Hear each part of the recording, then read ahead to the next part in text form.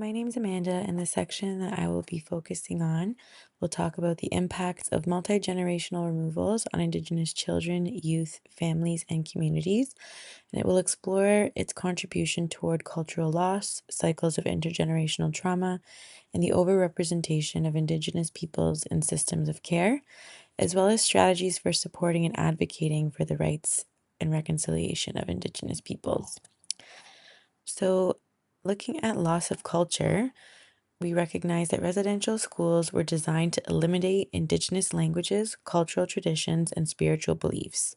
The impacts of these policies continue to persist across time and generations and are similarly reflected in today's child welfare system, particularly through the continued reliance on Western frameworks used to support Indigenous children and youth in care. To mitigate these issues, some pathways to reconciliation recommended by the Truth and Reconciliation Commission of Canada are: the TRC calls upon the federal government to recognize Indigenous rights, include Indigenous language rights and ways of being. And secondly, the TRC also calls upon all levels of government to enable residential school survivors and their families to reclaim names changed by residential schools at their expense for all government-issued documentation. When understanding how multi-generational removals influence intergenerational trauma, we understand that the stress associated with multi-generational removals of Indigenous children and youth has significant and adverse implications for the overall mental health and well-being of Indigenous communities. Mental health challenges, substance use disorders, and disruptions in parenting practices are among the harmful outcomes linked to these experiences.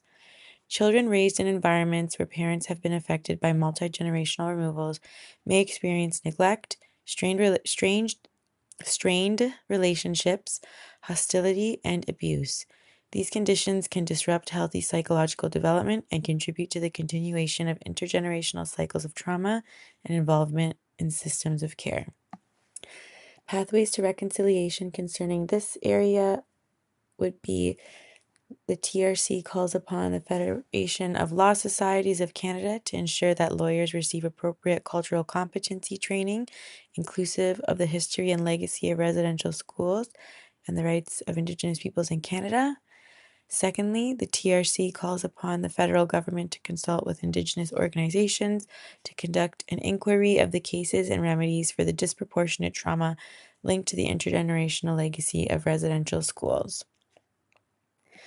When addressing how multi-generational removals have influenced overrepresentation in systems of care, we acknowledge that the overrepresentation of Indigenous children in Canadian child welfare systems is a serious, reoccurring issue that reflects a long history of government-led policies that have disrupted the familial structure of Indigenous peoples. Residential schools, the 60s Scoop, and contemporary systems of care operate as interconnected colonial structures that continue to oppress Indigenous peoples by creating systemic risks through the ongoing removal of children from their families and communities. Pathways to reconciliation to mitigate this issue involves the Truth and Reconciliation Commission of Canada calling upon all levels of government to commit to minimizing the overrepresentation of Indigenous children in care by providing adequate resources to Indigenous communities and families where it is safe to do so, fostering culturally relevant environments, and reducing cycles of family separation within these communities. What we can do to support Indigenous communities as they navigate the intergenerational trauma associated with multi-generational removals are: take action through committing time and care to the lifelong process of building relationships grounded in respect, understanding, and allyship. 2, engage in advocacy efforts that support Indigenous peoples' rights and hold all levels of government accountable for enacting the Truth and Reconciliation Commission's calls to action. And 3, listen to the lived realities and perspectives of Indigenous peoples and use their accounts to accurately inform others. Thank you for listening to this section of our presentation. I hope you were able to take away some key information on this very important topic. Thank you.